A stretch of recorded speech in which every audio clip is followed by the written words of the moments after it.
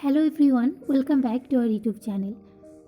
Today in this video, I am going to share with you a brief note on the topic the Canterbury Tales.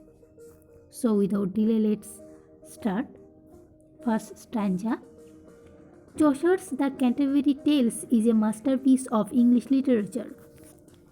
It was written at that time when Chaucer was living at Greenwich and may well have seen past the motley cavalcade of all sorts and conditions of men and women of all class. Chaucer began these tales about 1387 AD. Some critics has got the idea of his tales from Boccaccio's Decameron. The Tales of Canterbury is a collection of 24 stories that runs to over 17,000 lines written in Middle English by Geoffrey Chaucer between 1387 and 1400. It is widely regarded as Chaucer's magnum opus. The tales, mostly written in verse, although some are in prose, are presented as part of a storytelling contest by a group of 29 pilgrimages. Next para. To begin with, Chaucer chooses 29 pilgrims, excluding himself, who assembled at the Tower Inn of Southwark on an evening in April, with the intention of going a pilgrimage to the tomb of Thomas a Becket at Canterbury Cathedral. The 29 pilgrims are carefully chosen types of both sexes and all the ranks from a knight to a humble ploughman. One of the most interesting and complex character is that of the wife of Bath.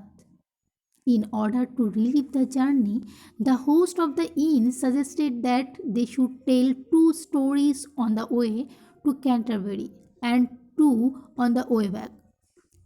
The prize for this contest is a free meal at the Tavern Inn at Southwark on their return. But it has got only 24 tales, of which 4 remain incomplete. Although incomplete, the Canterbury Tales is revered as one of the most important works in English literature. The tale begins with general prologue, which is brilliant in conception and outstanding in character portrayal. Few tales are extremely well written with genuine humor. Next para. The Canterbury Tales is a great social document. In it, Chaucer points with minute's exactness the body and soul of the 14th century English society. Now it is considered to be a classic of English literature. Then we discuss about the important characters of the text The Canterbury Tales. First the narrator, secondly the knight, then the pardoner, then the wife of Bath, then the miller, the prioress, the friar.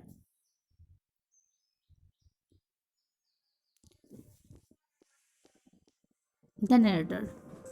The narrator in the story represents Chaucer. Of course, however, the narrator is also the voice of reason in the story.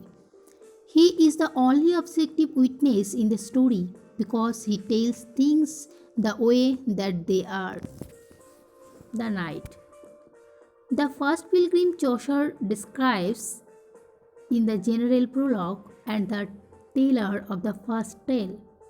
The knight represents the ideal of a medieval Christian man at arms. He has participated in no less than 15 of the great crusades of his era. Brave, experienced, and prudent, the narrator greatly admires him. Then, the wife of Bath. Bath is an English town on the Avon River, not the name of this woman's husband. Though she is a seamstress by occupation, She seems to be a professional wife. She has been married 5 times and is ready for the sixth, and had many other affairs in her youth, making her well practiced in the art of love.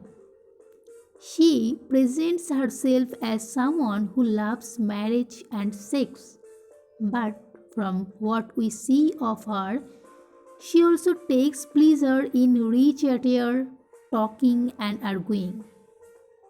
She is deaf in one ear and has a gap between her front teeth, which was considered attractive in Chaucer's time. She has traveled on pilgrimage to Jerusalem 3 times